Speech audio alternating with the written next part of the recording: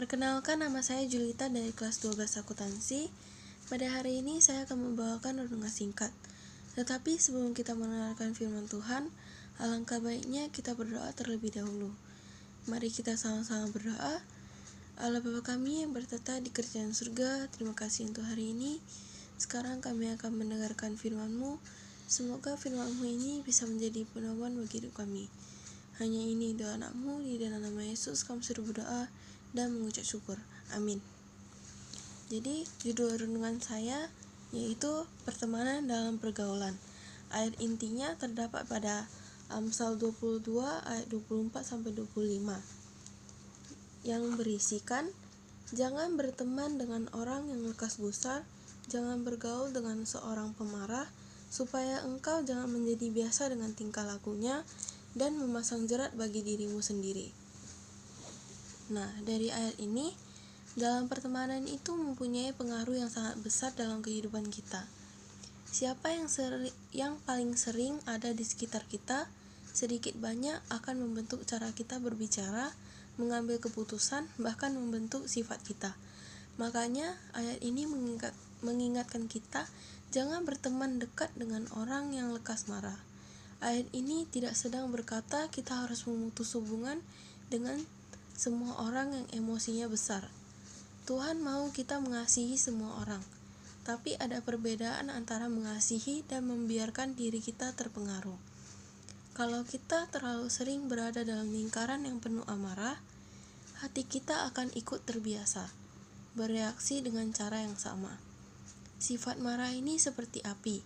Api memang bisa berguna kalau kita kendalikan, tapi kalau kita biarkan menyala tanpa kendali, api akan membakar apa saja di sekitarnya. Kalau kita terlalu dekat dengan orang yang amarahnya tidak terkendali, apinya bisa menyambar hati kita.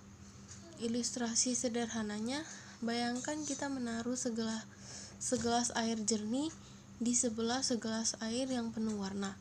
Kalau kita menuang sedikit saja air berwarna ke gelas air jernih, maka lama-lama air itu akan berubah warna. Begitu juga hati kita. Kalau setiap hari kita diwarnai emosi negatif dari orang di sekitar kita, lambat laun hati kita akan berubah tanpa kita sadari. Inilah yang dimaksud pergaulan itu membentuk kebiasaan. Tuhan mau kita berhikmat memilih siapa yang paling sering mengisi hari-hari kita, bukan untuk membuat kita sombong atau menghakimi, tapi untuk melindungi hati kita dari kebiasaan yang merusak. Kita juga perlu ingat, hubungan pertemanan itu dua arah. Sama seperti kita bisa terpengaruh, kita juga bisa mempengaruhi. Jadi, selain memilih teman yang membawa kebaikan, kita pun harus berusaha menjadi teman yang membawa damai, menguatkan, dan membangun. Mungkin lewat kata-kata yang lembut saat orang lain sedang marah, atau lewat kesabaran kita ketika orang lain sedang frustasi. Dengan begitu, kita bukan hanya terhindar dari kebiasaan buruk, tapi juga bisa menularkan kebiasaan baik.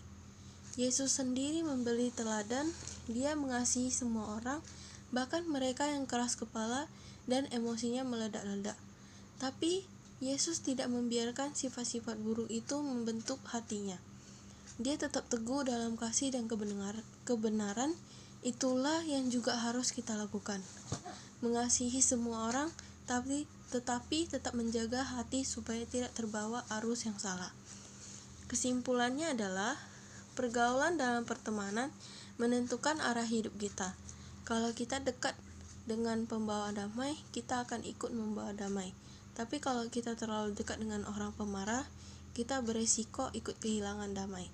Karena itu, berhikmatlah dalam memilih teman terdekat, dan ingat juga kita dipanggil untuk menjadi teman yang membawa kebaikan, supaya pertemanan kita saling membangun dan memuliakan nama Tuhan. Sekian renungan yang bisa saya bawakan pada hari ini.